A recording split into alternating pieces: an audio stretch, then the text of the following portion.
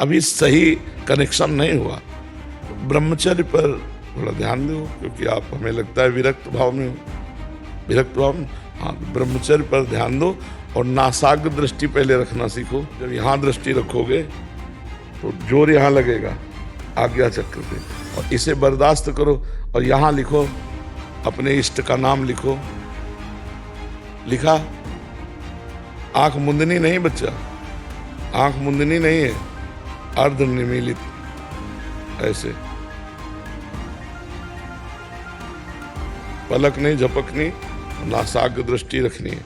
और यही हम लिख रहे हैं नाम, और इसी को हम देख रहे हैं, इसी को पढ़ रहे हैं। इससे क्या होगा कि आपका आज्ञा चक्र बलवान हो जाएगा, एकाग्रता बलवान हो जाएगी। और ब्रह्मचर्य सिर्फ, कोई अन्य दोष, मोबाइल रखते हो, बहुत बड़ा, मतलब ये मोबाइल बहुत बड़ा दोष है, बहुत बड़ा दोष है, क्योंकि इसमें हम सब कुछ देख सकते हैं। और जब हमारा एकांत में मन चंचल होता है तो एक बार राउंड मारता है।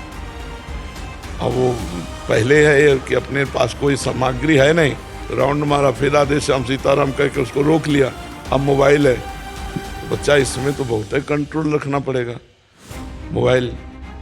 और आप उस पास में, आपके पास पूरा इतिहास रखा है, विश्व का पूरा इतिहास है, जो चाहो खोल के देख लो। तो हमें लगता है बच्चा ध्यान से जाने के पहले ध्यान के विक्षेप पर ध्यान दो। ये बहुत बड़ा विक्षेप है, आवरण मल विक्षेप, ये ध्यान की बाधाएं हैं।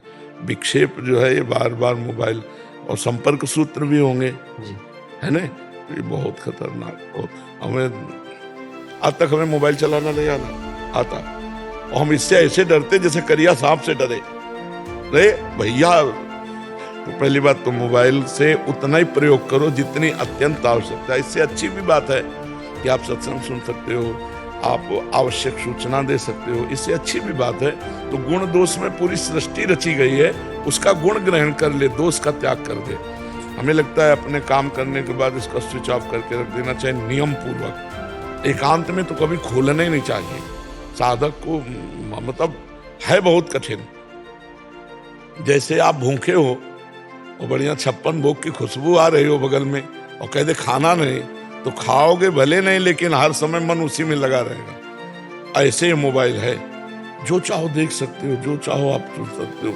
तो साधक के लिए तो बहुत खतरनाक चीज है, भगवान बचावे और साधक बचे इससे। दूसरी बात, बच्चा भोजन सात्विक हो। तीसरी बात, आसन में बैठने का अभ्यास हो, पद्मासन, सिद्धासन। के लिए सिद्धासन बहुत सरल होता है। सिद्धासन जानते, द्वार और मूत्रेंद्री के बीच में रखा जाता है बाईं एड़ी, और दाहिनी एड़ी मूत्रेंद्री के ऊपर जाकर के लगेगी, और दोनों के पंजे दोनों में ऐसे धसे होंगे। लगाया कभी? हाँ, तो इसीलिए पद्मासन द्वितीय है, प्रथम सिद्धासन है। ध्यान के लिए सिद्धासन श्रेष्ठ है, और मंत्र सुमिरन समाधि के लिए पद्मासन श्रेष्ठ है। ब्रह्मचर्य से रहो, पवित्र भोजन करो, मोबाइल का दुरुपयोग न करो, और किसी से व्यवहार न। गायत्री जपते संध्या में गायत्री, तो गायत्री तो सिद्ध होती है जब जो संपुट हैं गायत्री के आते हैं आपको संध्या के, तो फिर पूर्णता कैसे होगी?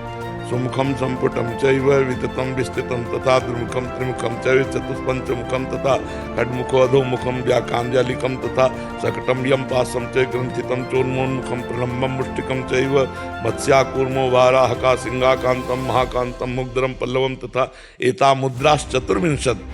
गायत्री तभी परिपक्व होगी जब ये 24 मुद्राओं का दर्शन कराया जाएगा। पूरा सम्यक करो, एक ग्रंथ ले लो और सीख लो। ग्रंथ का नाम संध्योपासना पद्धति।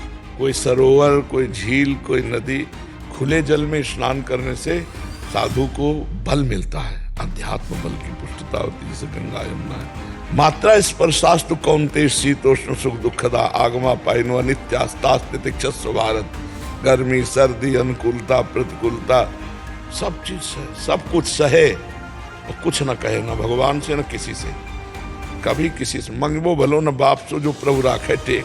भगवान का भरोसा। जवान हो इसलिए तो थोड़ा हम कठिन बात कह रहे हैं। गर्मी, सर्दी, अभी आगे चलकर सिद्ध हो जाओगे, और अगर अभी राजकुमार जैसा जीवन व्यतीत करोगे तो फिर वो वस्तु नहीं मिलेगी। गर्मी, सर्दी, मान अपमान, दुख सुख, और ज़्यादा शीशा मत देखो, फौरन तिलक लगाया अंगुली से और बस ऐसे। ये वृंदावन में आकर के हम ये चंदन तिलक लगाने तो गंगा जी की बालू, हर हर महादेव, सीधे ऐसे कभी मुख नहीं देखा और एक अचला, जैसे ऐसे सर्दी पड़े, कभी कंबल नहीं, कभी स्वेटर नहीं, कभी शॉल नहीं, कभी टोपा नहीं, नंगे पैर। अब एक ही भगवान दूसरा सेवा दे दिए, समाज सेवा, तो अब जैसे चलावे, नहीं तो पहले अपना कल्याण करे फिर जग का कल्याण स्वयं होगा। पहले अपना कल्याण कर ले, पहले अपना ज्ञान दूर कर ले, फिर दूसरों का ज्ञान दूर। बहुत अच्छे सौभाग्यशाली हो जो भगवान के मार्ग में चल रहे हो, और बढ़िया आसपास छेद बंद कर ले और अच्छे महात्मा बनो, ठीक है।